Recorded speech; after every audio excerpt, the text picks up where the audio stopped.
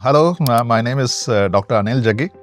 I'm working in the domain of ICT for development, sustainable development, and technology side. Recently, I'm selected as a fellow for Japan-India Transformative Technology Network, which is a program of Salzburg Global Network supported by Nippon Foundation. And the purpose of coming here is to understand what India Autism Center is doing in the space of technology and autism. There are a number of queries coming from the different section of the society because in the last couple of years, autism has become very important challenge for the society.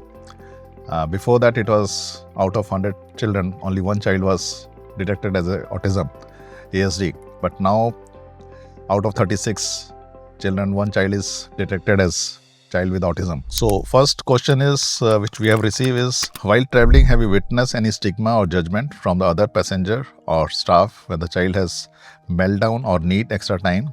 How did people react and what would you have wished they did instead? This is a very common problem and number of families are facing this challenge. So they are trying to avoid taking their child with ASD in the public spaces because their behavior is sometimes different. And that's quite natural with children with autism. So my suggestion and my response is that society as a whole is sometimes not aware about the challenges faced by the families. And second is the child is also not very comfortable going there. So, but yeah, the solution is that it is not that you stop taking them out. The solution is that we have to take them out so that people should also be aware that how the children with autism or what kind of behavior issues they have. And at the same time, child is also comfortable going to the public places like mall or park or traveling in the public transport in the train or buses.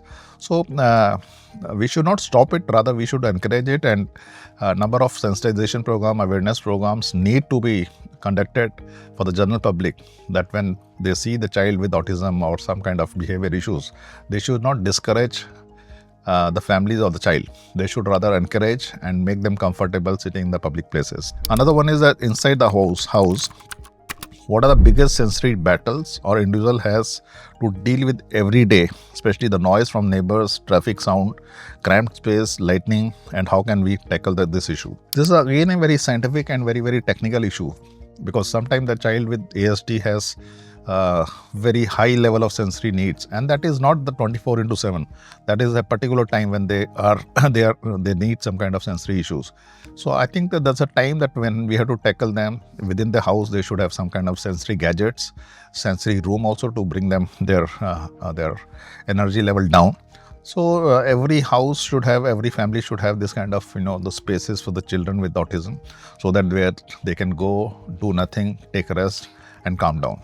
When you're saying that the traffic noise coming from the neighborhood, we need to sensitize the neighbor also about the high volume of their music system or some kind of noise which is making the child disturb because of the disturbance going on in the family. Another one is that if you could redesign the building or neighborhood with child sensory need in mind, what are the top 3 changes you would make? We need very high level of sensory, gadgets within with the family also, within the building where the child is staying.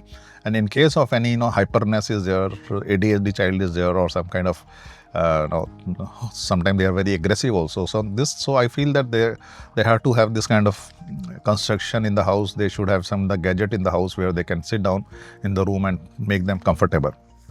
So every house had redesign, and maybe that they can take the advice from the experts, those who are working in this area. So I think that solutions are there, and we have to move in this direction. This brings us to the end of the session, and thank you very much for watching this video and especially this podcast. Until the next time, you can check other videos also, which are going to help the parents of the children with autism and other kind of behavior issues. And thank you very much for watching this. Thank you.